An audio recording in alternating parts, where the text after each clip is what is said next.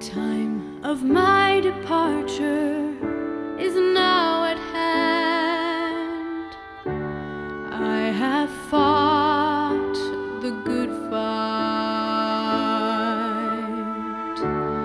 I have finished my course. I have kept the faith. Henceforth there is laid up for me a crown of righteousness.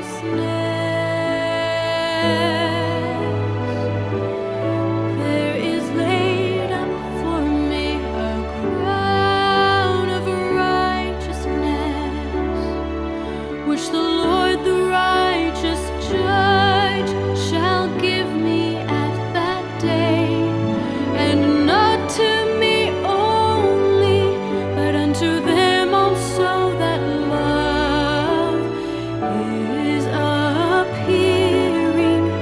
There is laid up for me a crown of righteousness. I have fought the good fight.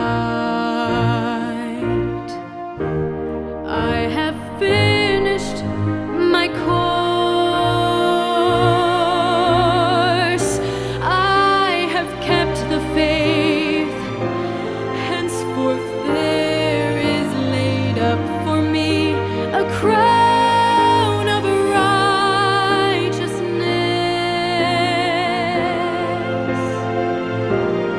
There is laid up for me a crown of righteousness, which the Lord the righteous judge shall give me at that day.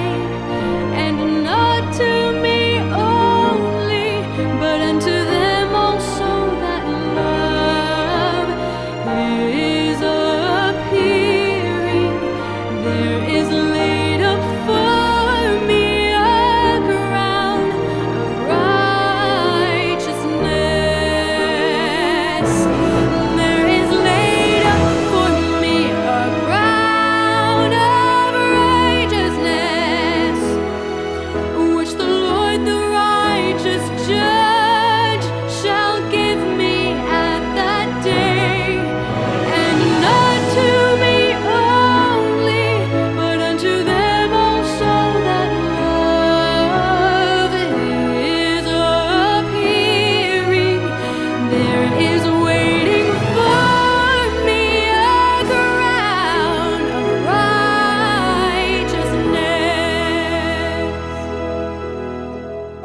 Not to me only, but unto them also that love is appearing.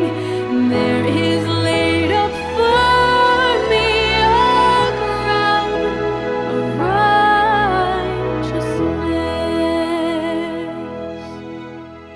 2 Timothy 4:6-8।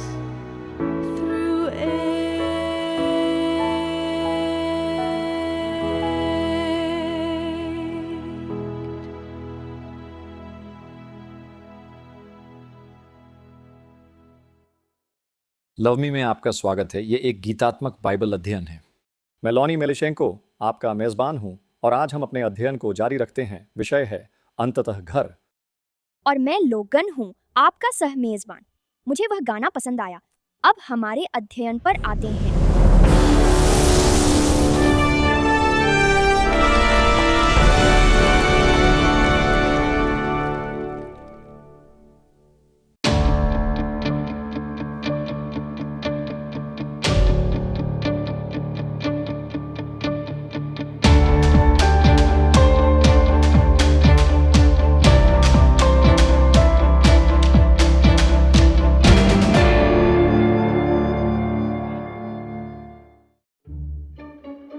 आज के परिवार बहुत तनाव में हैं और इसके कई कारण हैं। और एक कारण जिस पर हमने पर्याप्त ध्यान नहीं दिया है वह है तनाव जो कि रसोई घर बारबरा रीड स्टेट के लिए भोजन और व्यवहार नामक एक बहुत ही आकर्षक पुस्तक में वह एक वकील और एक पोषण विशेषज्ञ के रूप में आपराधिक न्याय प्रणाली में अपने अनुभव साझा करती है। उसने निष्कर्ष निकाला कि हर उलझी हुई सोच के लिए एक उलझा हुआ अणु होता है, मस्तिष्क। उदाहरण के लिए हाइपोग्लाइसीमिया, कम रक्त शर्करा। क्या आप मानेंगे, कम रक्त शर्करा का सबसे बड़ा कारण अधिक चीनी है, विशेष रूप से अधिक सफेद चीनी। 19वीं सदी में प्रति व्यक्ति चीनी की खपत सालाना 4 पाउंड या 2 किलोग्राम थी। आज यह 129 पाउंड या लगभग 50 किलोग्राम प्रति व्यक्ति है। संयुक्त राज्य में उस चीनी का 70% प्रसंस्कृत खाद्य पदार्थों में होता है। खैर, जब आपके शरीर में अतिरिक्त चीनी होती है तो आपके शरीर को अधिक इंसुलिन बनाना पड़ता है। इस अतिरिक्त इंसुलिन के कारण यह हाइपोग्लाइसीमिया के होने की संभावना को बढ़ाता है। जब आपको हाइपोग्लाइसीमिया होता है तो यह मस्तिष्क के उन हिस्सों को निष्क्रिय कर देता है जो सोचने, सीखने, नैतिकता और सामाजिक व्यवहार के लिए जिम्मेदार होते हैं। इसके बाद चिंता, चिड़चिड़ापन, पसीना और भ्रम उत्पन्न होते हैं। और जैसे जैसे शुगर का स्तर गिरता है, आपको भ्रांतियां हो सकती हैं, ब्लैकआउट और मृत्यु भी हो सकती है। हाइपोग्लाइसीमिया और मानसिक बीमारियों जैसे कि स्किज़ोफ्रेनिया और आक्रामक व्यवहार के बीच एक मजबूत संबंध है जिसे शुगर हटाकर ठीक किया जा सकता है। यह बहुत दिलचस्प है कि डॉ रजिस्टर ने लूमा लिंडा विश्वविद्यालय में कई साल पहले एक अध्ययन किया था जिसमें वह चूहों को शराबी बनाने की कोशिश कर रहे थे। वह उन चूहों को एक बूंद शराब पीने के लिए नहीं मना सके जब तक कि उन्होंने रहस्य नहीं खोजा। उसने उन्हें चीनी देकर धोखा दिया और फिर उन्हें शराब की तलब लगने लगी। कुआला जनजाति को सबसे निर्दयी लोग कहा जाता है। धरती पर सबसे निर्दयी लोग। वे अपने निरंतर असामाजिक व्यवहार के लिए जाने जाते हैं। हत्या, बलात्कार, चोरी। घर के आधे से अधिक मुखिया हत्या के मामलों में शामिल रहे हैं। उनका आहार परिष्कृत कार्बोहाइड्रेट में बहुत ही अधिक है, प्रोटीन में कम और शराब और कैफीन में अधिक है। जब आप उनकी शुगर लेवल देखते हैं, उनमें से 55% लोग हाइपोग्लाइसीमिक हैं जिनकी रक्त शर्करा कम है। येल विश्वविद्यालय में एक अध्ययन हुआ। शोधकर्ताओं ने देखा कि परिष्कृत चीनी का सेवन बच्चों में एड्रेनालिन के स्तर को काफी बढ़ा देता है। जिन बच्चों को केवल 2 कप केक के बराबर चीनी की मात्रा दी गई थी, उनका परीक्षण किया गया। उनका एड्रेनालिन स्तर 10 गुना बढ़ गया। तनाव के समय अधिवृक्क ग्रंथियों द्वारा स्रावित होने वाला एड्रेनालाइन लड़ने या भागने की प्रतिक्रिया, तेज दिल की धड़कन, जल्दी जल्दी उथली सांस और घबराहट की शुरुआत करता है। उच्च एड्रेनालिन स्तर चिंता को बढ़ाते हैं और सोचने में कठिनाई पैदा करते हैं। माता पिता अक्सर देखते हैं कि बच्चे बहुत अधिक मीठा खाने के बाद आक्रामक, अत्यधिक सक्रिय और अस्थिर तरीके से व्यवहार करते हैं। यह अध्ययन इस प्रतिक्रिया का एक स्पष्टीकरण देता है। हम अपने बच्चों पर गुस्सा होते हैं कि वे इतने सक्रिय हैं, जबकि असल में समस्या यह थी कि हमने उन्हें ऐसा किया। डॉक्टर रिचर्ड और जूडिथ वर्टमैन, जो पति पत्नी हैं, मैसाचुसेट्स इंस्टीट्यूट ऑफ टेक्नोलॉजी में पोषण वैज्ञानिक हैं, खाद्य पदार्थों के न्यूरोट्रांसमीटर के रूप में व्यापक अध्ययन किया है और उन्होंने जो हम जानते हैं उसे सत्यापित किया। जैसे उच्च प्रोटीन वाले खाद्य पदार्थ जैसे फलियां, बीन्स, मांस और अंडे कई अमीनो एसिड होते हैं जिनमें टायरोसिन शामिल है। यह डोपामाइन, एपिनेफ्रिन और नॉरेपिनेफ्रिन में परिवर्तित हो जाता है। सही मात्रा में ये ऊर्जा और सतर्कता बढ़ाते हैं। तो क्या समस्या है? पशु और पौधों के प्रोटीन में एक महत्वपूर्ण अमीनो एसिड होता है, ट्रिप्टोफैन, जो अच्छा है। परंतु पशु प्रोटीन मस्तिष्क में ट्रिप्टोफैन नहीं बनाते हैं क्योंकि अन्य अमीनो एसिड जैसे टायरोसिन रक्त मस्तिष्क बाधा पर ट्रिप्टोफैन को हरा देते हैं, जिसे हम प्रतिस्पर्धात्मक परिवहन कहते हैं। तो इससे क्या फर्क पड़ता है? खैर, यह पता चला है कि ट्रिप्टोफैन इसके लिए अग्रदूत है। सेरोटोनिन का पूर्ववर्ती है जो हमें अच्छा महसूस कराता है। यह दर्द को कम करता है, भूख को घटाता है, शांति और नींद लाता है। जैसे साबुत अनाज, बीन्स और सब्जियां जटिल कार्बोहाइड्रेट में समृद्ध होती हैं और कार्बोहाइड्रेट रक्त में इंसुलिन के रिलीज को ट्रिगर करते हैं। इंसुलिन रक्त से सभी अमीनो एसिड को निकाल देता है, केवल ट्रिप्टोफैन को छोड़कर। अब यह संभव है जब आप शाकाहारी आहार लेते हैं। यह ट्रिप्टोफैन को मस्तिष्क में जल्दी पहुंचने देता है।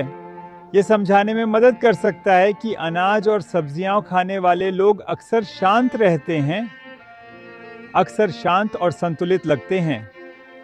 जो लोग बहुत मांस और अन्य पशु खाद्य खाते हैं, उनके मुकाबले क्या आप अपने घर का सबसे अच्छा डॉक्टर बनना चाहते हैं?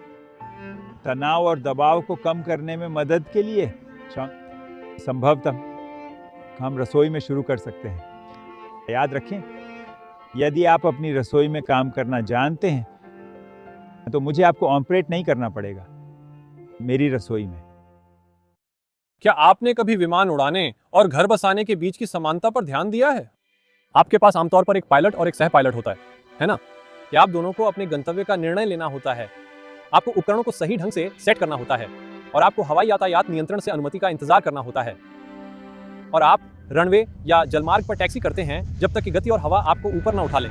घर के लिए भी यही सच है। यदि आप एक शानदार उड़ान चाहते हैं तो बाइबल पति को पायलट की सीट पर और पत्नी को सह पायलट की सीट पर रखती है। आप अपनी उड़ान योजना तैयार करते हैं, आपको दिव्य हवाई यातायात नियंत्रण से अनुमति मिलती है, ब्रेक, टाइम, और जैसे ही आप रनवे पर टैक्सी करते हैं आपका संबंध बनता और बढ़ता है जब तक आप आकाश में नहीं उड़ जाते। अब शायद आपका संबंध एक हेलीकॉप्टर या रॉकेट की तरह शुरू हुआ। ठीक है, आपके लिए अच्छा है, लेकिन एक और समानता है। यदि आप दोनों ध्यान नहीं दे रहे हैं या यदि आप कोई गंभीर गलती करते हैं तो वह विमान या घर बस नीचे जा सकता है। हमारी स्वर्ग की यात्रा के लिए भी यही सच है, एक बड़े अपवाद के साथ। इस विमान में यीशु कप्तान हैं, आप सह पायलट की सीट पर हैं, लेकिन आपका काम, आपका मुख्य कार्य उनके साथ सहयोग करना है और विमान को खुद उड़ाने की कोशिश नहीं करना है। बाइबल मसीह के साथ जुए में बंधे होने की अभिव्यक्ति का उपयोग करती है, जैसे वे हल के साथ करते थे। यह वही जुए का अनुभव आपके सह पायलट के स्टीयरिंग व्हील के लिए भी सच है। लेकिन आपको यीशु को कप्तान बनने देना होगा, और यदि आप ऐसा करते हैं तो यह आपकी खुशी, संपूर्णता और स्वर्ग की यात्रा पर ऊपर ऊपर और दूर होगा। Behold, I show you a mystery. We shall not all sleep, but we shall all be changed. In a moment, in a twinkling of an eye, at the last trump, at the last trump. For the trumpet shall sound and the dead shall be raised incorruptible, and we shall be changed. For this corruptible must put on incorruption, and this mortal must put on immortality. In a moment, in a moment, in a twinkling of an eye, in a twinkling of an eye, we shall be changed. In a moment, in a moment, in a twinkling of an eye, in a twinkling of an eye, we shall be changed. We shall be changed.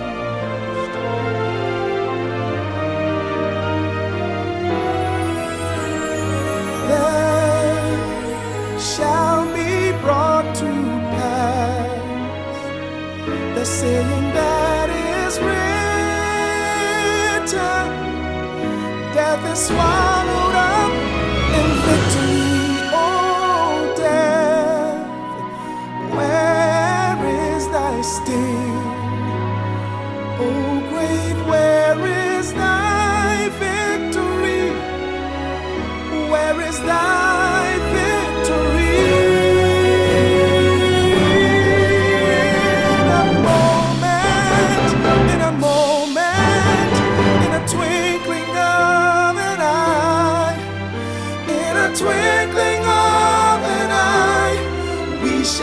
changed in a moment, in a moment, in a twinkling of an eye, in a twinkling of an eye, we shall be changed, we shall be changed. 1 Corinthians 15:51 through 55. In a twinkling of an eye, we shall be changed.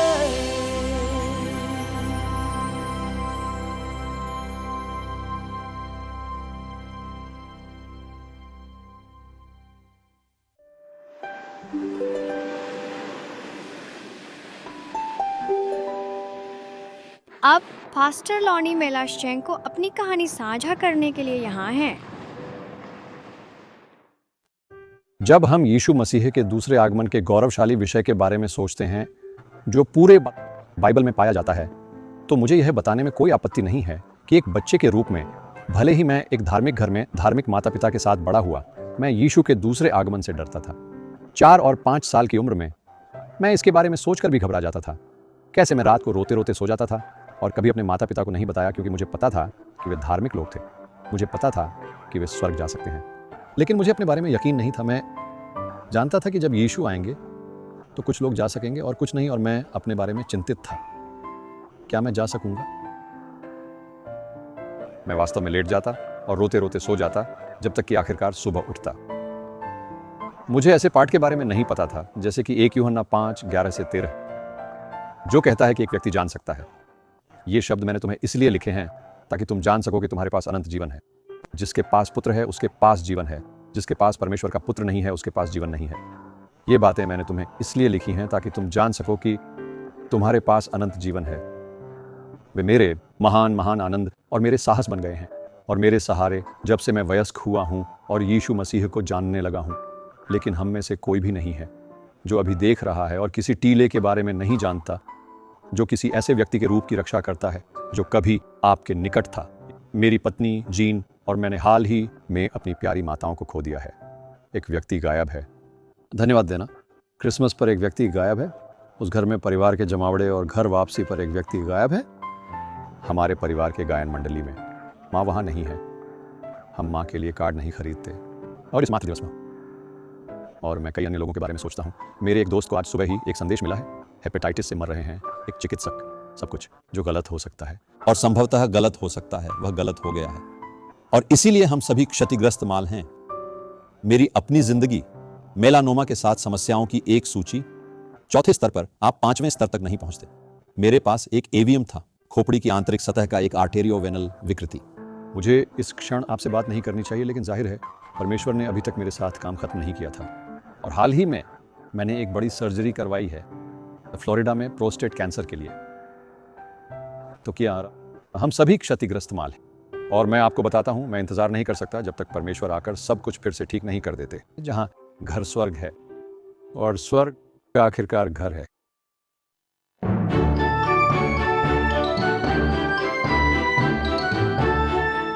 और अब Bible कहानी का समय है लोगन के साथ।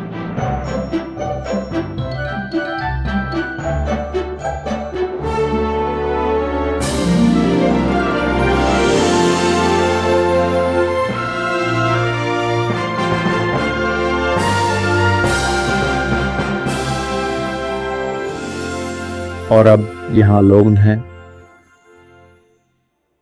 जब हमारे स्वर्गीय घर के विषय की बात आती है तो हमारे सामने एक बड़ी समस्या होती है। जो भी व्यक्ति पृथ्वी से वहां गया है वह कभी वापस नहीं आया है कि हमें इसके बारे में बता सके। बाइबल हमें यह बताती है कि यीशु हमें स्वर्ग ले जाने के लिए पृथ्वी पर वापस आएंगे। पहला थिस्सलुनीकियों 4:17 पद कहता है कि जब यीशु आएंगे तो हम उनसे बादलों में हवा में मिलेंगे। इसका मतलब है कि उनके पैर जमीन को नहीं छुएंगे। इसलिए अगर किसी दिन टीवी या अखबार की सुर्खियों में कहा जाए कि यीशु पृथ्वी पर प्रकट हुए हैं तो उस पर विश्वास न करें। यहाँ तक कि अगर वे यीशु की तरह दिखते हैं, यीशु की तरह चमत्कार करते हैं, तो भी वह यीशु नहीं है। दूसरा कुरिन्थियों 11 अध्याय 14 से 15 पद चेतावनी देता है कि शैतान खुद को प्रकाश के दूत के रूप में बदल देगा, यीशु की तरह दिखकर आपको धोखा देने के लिए यीशु के शब्दों को दोहराएगा, फिर बाइबल में न मिलने वाली झूठी शिक्षाएं जोड़ेगा। उदाहरण के लिए पुनरुत्थान के सम्मान में उसने चौथी आज्ञा में उपासना के दिन को शनिवार से रविवार में बदल दिया। वाह! इसके अलावा शैतान के गिरे हुए देवदूत खुद को मृत रिश्तेदारों की तरह दिखाने के लिए बदल सकते हैं, जो आपको मार्गदर्शन करने आते हैं और आपको स्वर्ग के बारे में बताते हैं। लेकिन जैसा कि बाइबल कहती है, कोई भी व्यक्ति जो पृथ्वी से स्वर्ग में रहने गया है, कभी वापस आकर हमें इसके बारे में नहीं बताया।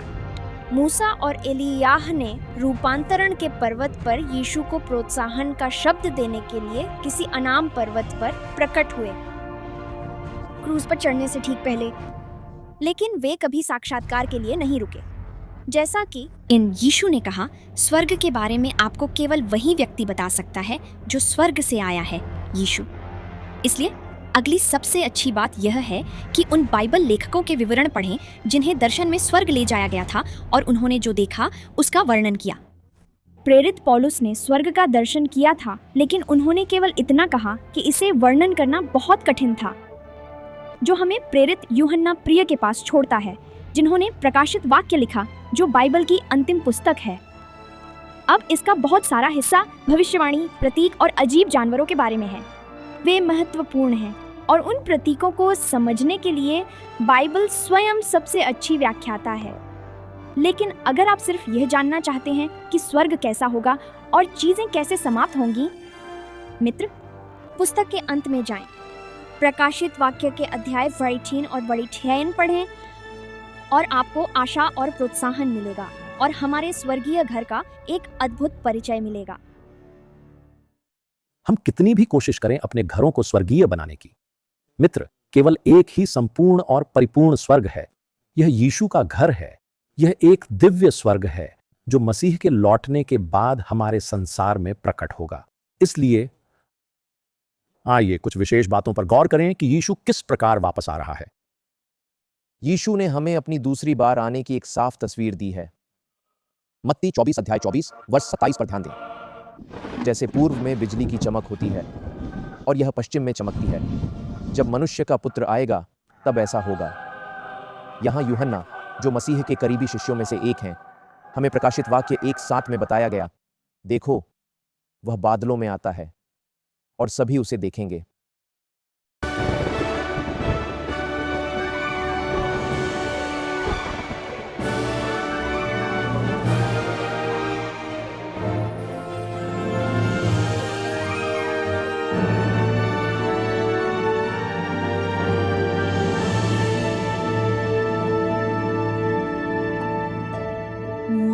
Wherefore, if they shall say unto you, Behold, he is in the desert, go not forth. Behold, he is in the secret chambers, believe it not. For as the lightning cometh out of the east, and shineth even unto the west, so shall also the coming of the Son of Man be.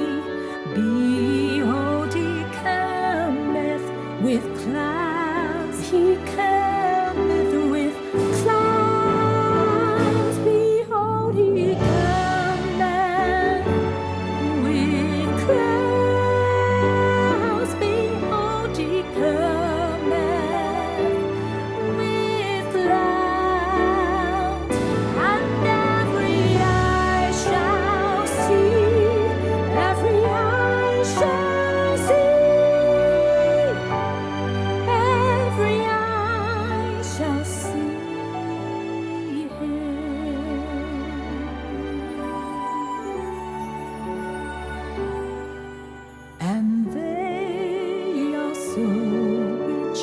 pierced him, and all kindreds of the earth shall wail because of him.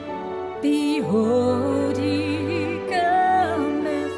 Behold, he cometh with clouds. He cometh with clouds. Behold, he cometh with clouds. Behold, he cometh with clouds. And every eye shall see. Every eye shall see. Every eye shall see him. Behold, he cometh with clouds. Behold, he cometh with clouds. And every eye shall see. Every eye shall see. Every eye shall see. Every eye shall see. Every eye shall see.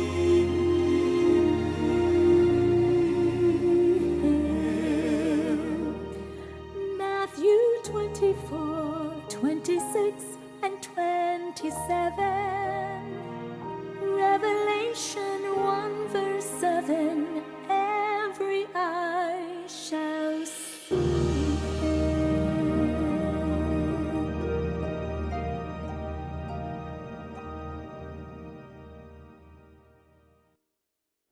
हाँ दोस्त, हम एक बहुत ही वास्तविक घटना के बारे में बात कर रहे हैं जिसे हर कोई अपनी आंखों से देखेगा। यह निश्चित रूप से केवल कुछ चुने हुए लोगों द्वारा उनकी आध्यात्मिक आंखों से देखी जाने वाली घटना नहीं है। यीशु ने मत्ती अध्याय 24 के 23 और 26 पदों में कहा, तब यदि कोई तुमसे कहे, देखो यहाँ मसीह है या वहां, इस पर विश्वास न करें। झूठे मसीह और भविष्यवक्ता आएंगे और धोखा देने के लिए बड़े चमत्कार दिखाएंगे, अगर यह संभव हो। यहां तक कि चुने हुए लोगों को भी। देखो, मैंने तुम्हें पहले ही बता दिया है। इसीलिए यदि वे तुमसे कहें, देखो वह रेगिस्तान में है तो बाहर मत जाना, या देखो वह अंदर के कमरों में है, तो विश्वास मत करना। और सुनिश्चित करने के लिए हम उसके लौटने के सही तरीके को जानेंगे। यीशु ने कहा कि वह पृथ्वी पर वापस आएंगे उसी तरह जैसे वह गए थे। आप प्रेरितों के काम अध्याय 1 पद 9 से 11 में इस घटना को पा सकते हैं कि जहां बाइबल कहती है, और जब उसने ये बातें कहीं तो उनके देखते ही देखते उसे ऊपर उठा लिया गया और एक बादल ने उन्हें उनकी दृष्टि से बाहर कर दिया। और जब वे आकाश की ओर स्थिर दृष्टि से देख रहे थे, दो व्यक्ति नबीसमा जो स्वर्गदूत थे, सफेद वस्त्र पहने उनके पास खड़े थे। उन्होंने भी कहा, हे गलील के पुरुषों, तुम आकाश की ओर क्यों देख रहे हो? ये यीशु जो तुमसे स्वर्ग में उठा लिया गया है उसी प्रकार आएगा जिस प्रकार तुमने उसे स्वर्ग में जाते देखा है। And when he had spoken these things, while they beheld, he was taken up, and a cloud received him out of their sight. And as they looked steadfastly toward heaven as he went up, behold, two men stood by them in white apparel, which also said, Ye men of Galilee, why stand ye gazing up into heaven? Why stand ye gazing up into heaven? This same Jesus, which is taken up up from you into heaven shall so come in like manna as ye have seen him go. This same Jesus, which is taken up from you into heaven, shall so come in like manna as ye have seen him go into heaven.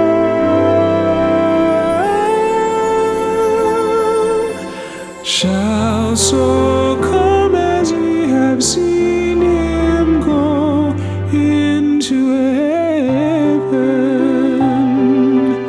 Acts chapter 1 verses 9, 10 and 11.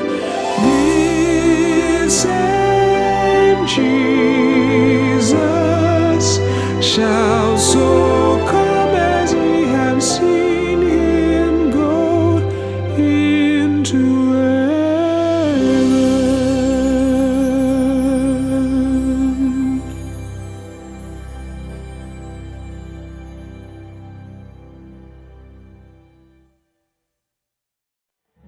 प्रेरित पौलुस बताते हैं कि उस अद्भुत दिन क्या होगा जब यीशु लौटेंगे। पहले कुरिन्थियों का अध्याय 15 श्लोक 52 से 53 ये कहता है, देखो मैं तुमसे एक रहस्य की बात कहता हूँ, हम सब नहीं सोएंगे, परंतु हम सब एक क्षण में पलक मारते ही अंतिम तुरही फूंकते ही बदल जाएंगे, क्योंकि तुरही बजेगी और मुर्दे अविनाशी दशा में उठाए जाएंगे और हम बदल जाएंगे, क्योंकि अवश्य है कि यह नाशवान अविनाशी को पहन ले और यह मरणहार अमृता को पहन ले। पहला थिस्सलुनीकियों 4, 16 और 17 में लिखा है, क्योंकि प्रभु स्वयं स्वर्ग से एक शक्तिशाली पुकार के साथ, प्रधान स्वर्गदूत की आवाज और परमेश्वर की तुरही के साथ आएंगे। पहले जो मसीही मर चुके हैं वे अपने कब्रों से उठेंगे, फिर हम जो जीवित हैं और पृथ्वी पर हैं उनके साथ बादलों में प्रभु से मिलने के लिए उठाए जाएंगे।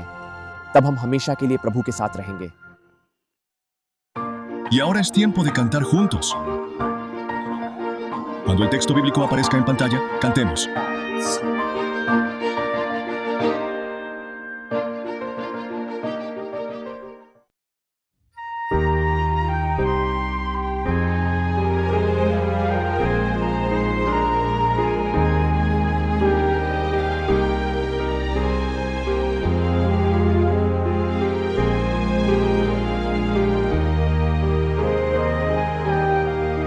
For the Lord himself shall descend from heaven with a shout, with the voice of the archangel, and with the trump of God. And the dead in Christ shall rise first. The dead in Christ shall rise first.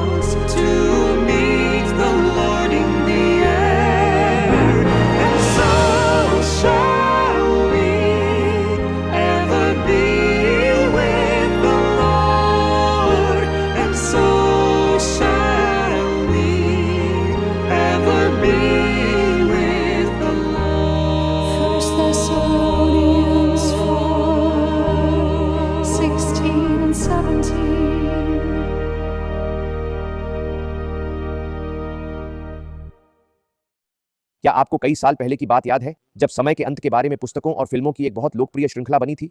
उन्होंने यीशु की वापसी को एक गुप्त घटना के रूप में बताया। ऐसा माना जाता है कि वफादार विश्वासियों को स्वर्ग में ले जाया गया, चुपचाप, लगभग अदृश्य।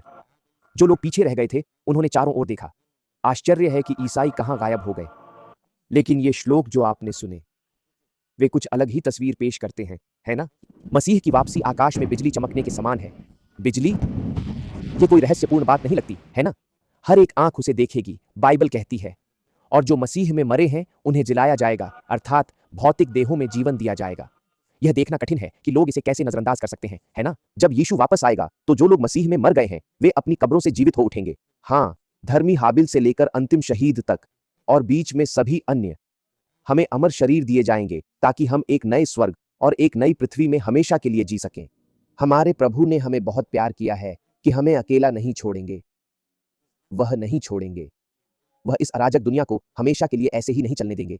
वह हस्तक्षेप करेंगे। वह नाटकीय रूप से करेंगे। वह सब कुछ सही कर देंगे। ताज, उन अद्भुत वादों को साझा करने के लिए धन्यवाद। यह एक प्रश्न है जो आप पूछ सकते हैं। हमें पता है कि यीशु जल्द ही आ रहा है, तो क्या वह हमें बताएगा कि वह कब और किस तारीख को वापस आएगा? आइए एलेसांद्रा से पूछें। यीशु मत्ती के अध्याय में कहते हैं, लेकिन उस दिन और घंटे के बारे में कोई नहीं जानता, यहां तक कि स्वर्गदूत भी नहीं, केवल मेरे पिता। मित्र, ईश्वर बहुत बुद्धिमान है जो यीशु के लौटने की सही तारीख और समय नहीं बताते, क्योंकि अगर वह ऐसा करते तो क्या होता? हम में से बहुत से लोग इसे आखिरी मिनट तक टाल देते, और सच्चाई यह है, आप नहीं जानते कि आपके लिए वह आखिरी मिनट कब होगा। इसके अलावा प्रेम इस तरह से काम नहीं करता। अगर आप प्यार में हैं और आप डेट पर हैं और वे आपको 7 बजे लेने आ रहे हैं, तो जब तक कोई आपात स्थिति न हो आप 6:59 तक तैयार होने का इंतजार नहीं करते, है ना? तो हमें सही तारीख और समय देने के बजाय यीशु हमें यह बताते हैं कि किन चीजों को देखना है, जैसे सड़क के संकेत या संकेतक, ताकि हमें पता चले कि उनका आगमन निकट है, कि इस दुनिया के अंतिम दिन बस आने ही वाले हैं। यहाँ एक विचार है, इस सप्ताह के किसी दिन क्यों न समय निकालकर सीधे यीशु से सुने और स्वयं मत्ती के 24वें अध्याय को पढ़ें। उस अध्याय में मेरे 2 सबसे पसंदीदा पद जो याद रखने योग्य हैं, वे हैं मत्ती 24, 14 और 44। और इस राज्य के सुसमाचार का प्रचार सारी दुनिया में किया जाएगा, सभी राष्ट्रों के लिए एक गवाही के रूप में, और तब अंत आएगा। इसलिए तुम भी तैयार रहो, क्योंकि जिस घड़ी की तुम सोचते नहीं, मनुष्य का पुत्र आता है।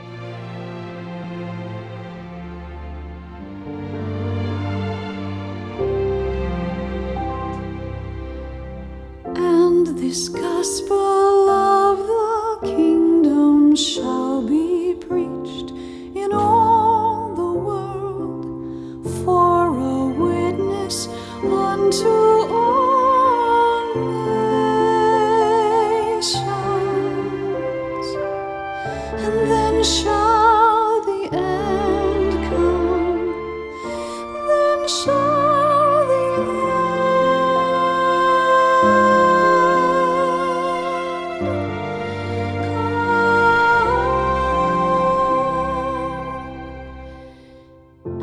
this gospel of the kingdom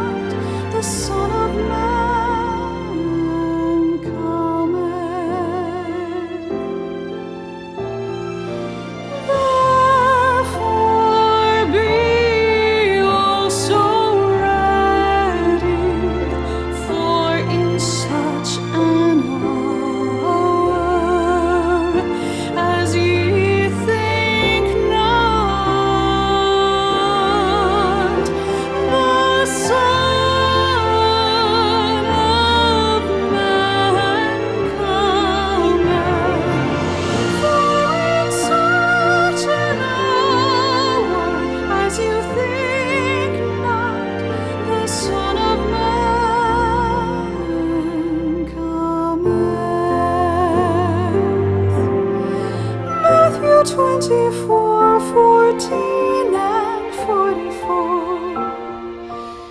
Therefore be also ready.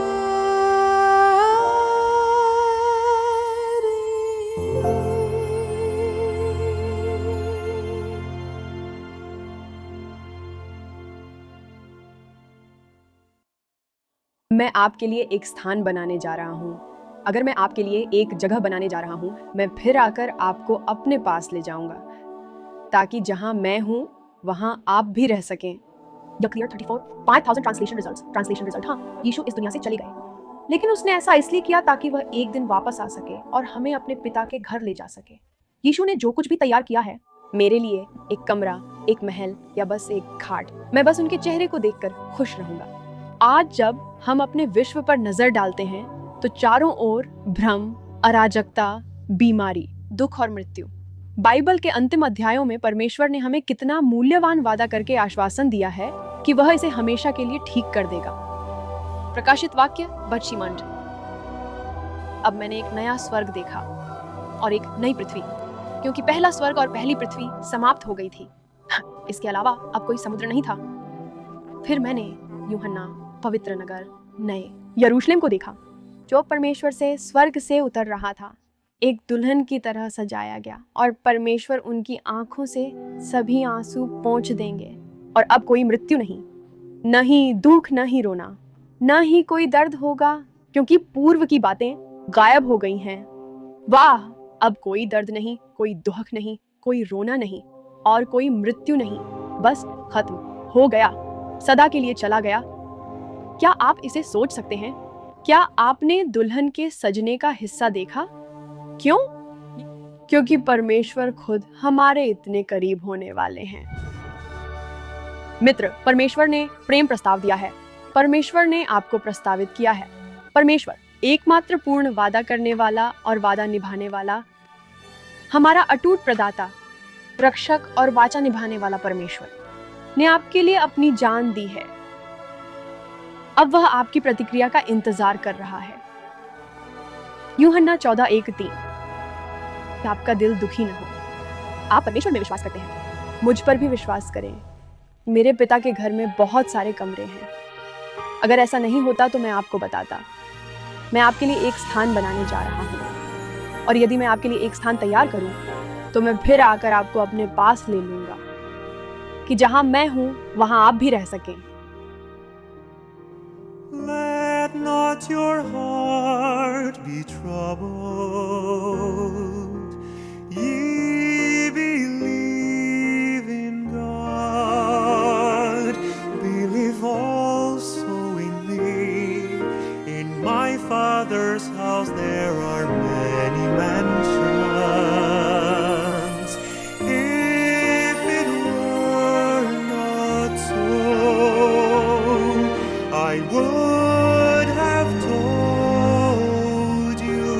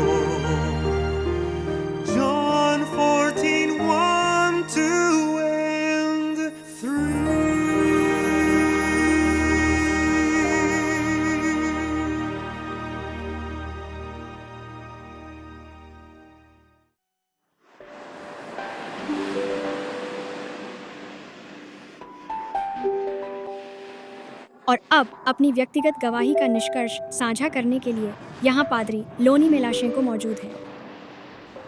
Harold Richards उस समय 61 वर्ष के थे जब उन्होंने मुझे वॉइस ऑफ प्रोफेसी के एसोसिएट डायरेक्टर वक्ता के रूप में अपने साथ बुलाया था। 1991 में, लेकिन वह बहुत बीमार थे। लेकिन हम तुरंत ही वॉइस ऑफ प्रोफेसी वॉस डी प्रोफेसिया की 50वीं वर्षगांठ के लिए ब्राज़ील के लिए रवाना हो गए। हमने इसे ब्राज़ील 99-3 कहा और वह अमेजन के उत्तरी जंगलों में चला गया, जबकि मैं डेल डेलकर को लेकर गया। किंग्स हेरल्ड्स का समूह ब्राज़ील के दक्षिण में, लेकिन वह बीमार हो गए। वो लगभग 2 बार मर गए। हम उन्हें अस्पताल से बाहर निकालने में सफल रहे। वह मंच पर लौट आए। एक बार मुझे याद है कि उन्होंने 65,000 लोगों के लिए प्रवचन दिया। जब हम उन्हें दक्षिणी कैलिफोर्निया वापस लाए तो वह कई बीमारियों से ग्रस्त थे और टाइफाइड बुखार ने उन्हें कमजोर किया। उन्हें एक लीक वाला दिल का वाल्व मिला, फिर उन्हें शिंगल्स हो गए। वास्तव में वह अपने शरीर के आधे हिस्से में लकवाग्रस्त हो गए। पार्किंसंस ने पकड़ लिया और फिर उन्हें किडनी फेलियर हो गया। डॉक्टर जानते हैं कि किडनी पर एमाइलॉइड प्रोटीन के जमा होने का क्या मतलब है। बेशक दिल सबसे महत्वपूर्ण मांसपेशी है और जब दिल थम जाता है आप गुजर जाते हैं।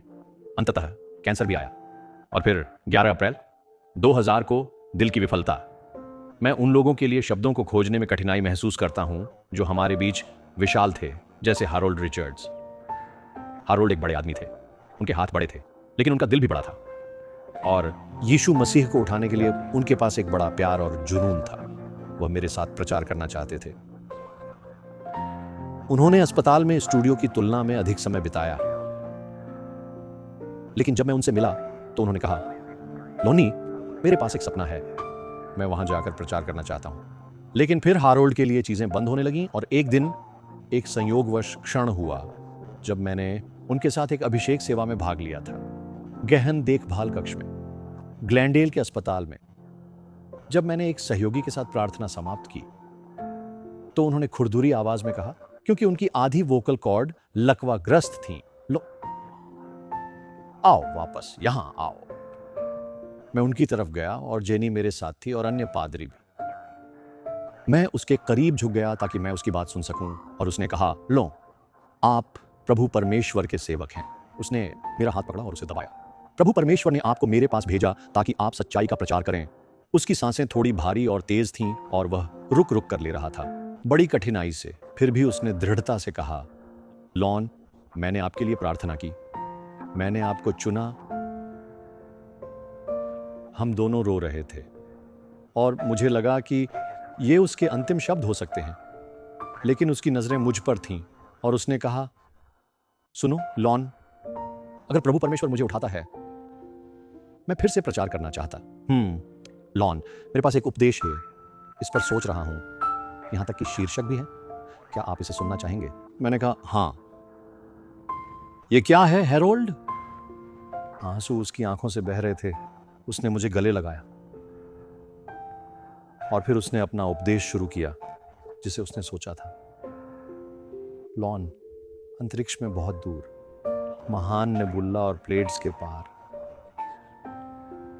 वहां एक हलचल है, एक उत्साह है। आप रथों की आवाज सुन सकते हैं। घड़घड़ाहट अपने ढोल बजा रही है और बिजली अपनी आग की सफेद भाले हिला रही है।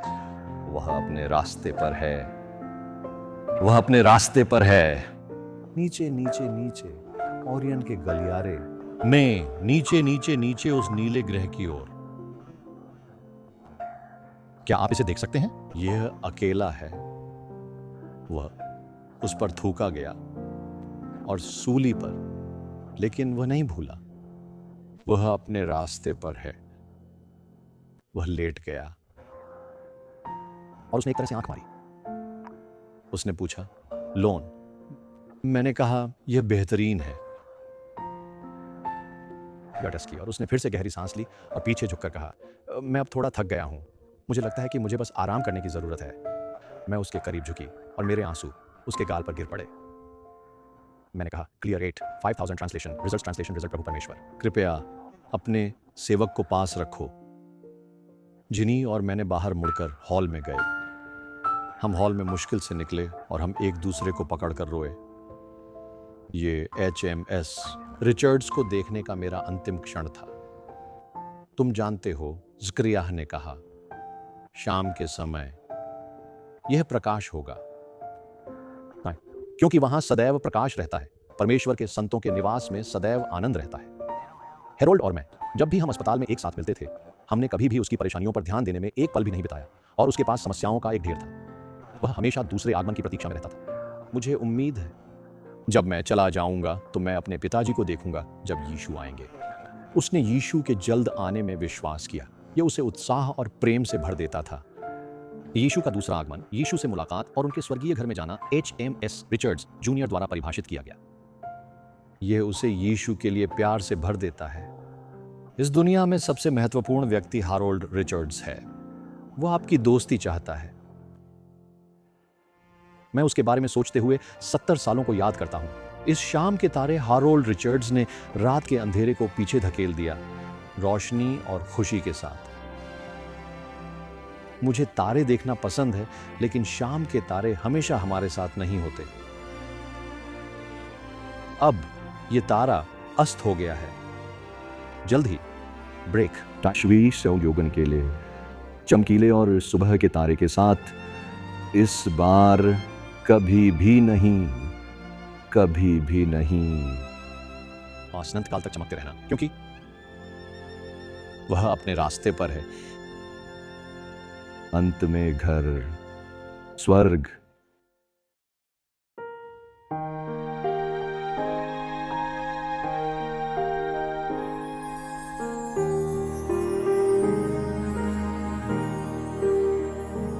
And I saw a new heaven and a new earth, for the first heaven and the first earth were passed away, and there was no more sea.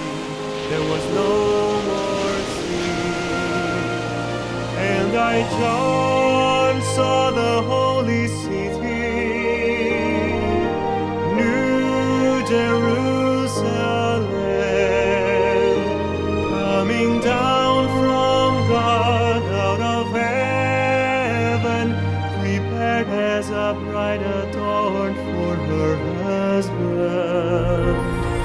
And I heard a great voice out of heaven, saying, Behold, the tabernacle of God is with men, and He will dwell with them, and they shall be His people, and God Himself shall be with them and be their God.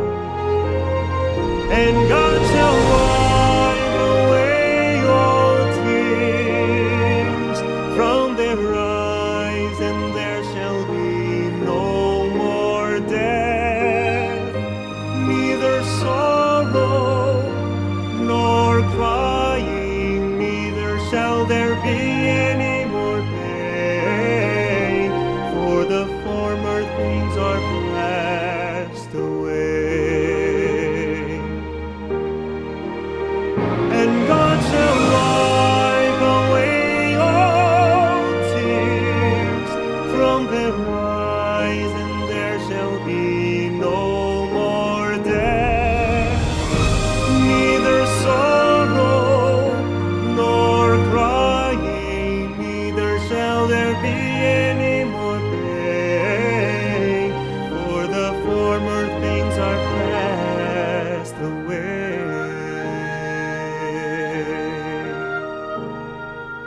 Revelation 21 verses 1 through 4. The former things are passed away.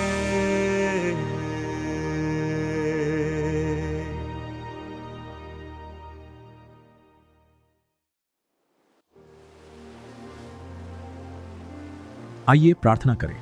प्रिय पिता स्वर्ग में, अब हम आपसे सिर्फ यही नहीं कहते कि आप हमारे घर को थोड़ा सा स्वर्ग बना दें, लेकिन हम स्वर्ग को अपना घर बनाएंगे। हम अपने स्वर्गीय घर के निर्माता के नाम पर प्रार्थना करते हैं, यीशु मसीह। आमीन। यह सच हो। अगली बार तक ऊपर देखो, हम जल्द ही घर होंगे तुम अपने पूरे दिल से अपने प्रभु परमेश्वर से प्रेम करो और अपनी पूरी आत्मा के साथ और मन से और अपनी पूरी ताकत से और अपने पड़ोसी से प्रेम करो जैसे आप हैं।